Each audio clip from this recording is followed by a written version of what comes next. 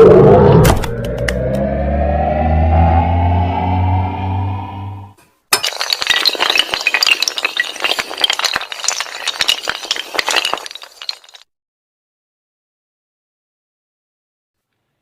کی تقسیم پر اور اس کے فیصلے پر راضی نہ رہنے والا کبھی سکون نہیں پاتا۔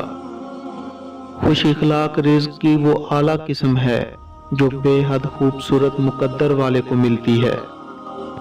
طاقت رکھتے ہوئے معاف کرنا اور شرمندہ نہ کرنا اور بھول جانا اللہ کے مقرب ہونے کی دلیل ہے۔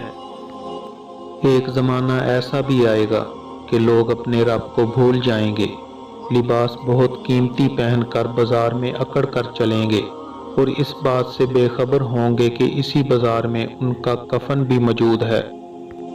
جب انسان کی عقل مکمل ہو جاتی ہے تو اس کی گفتگو مختصر ہو جاتی ہے۔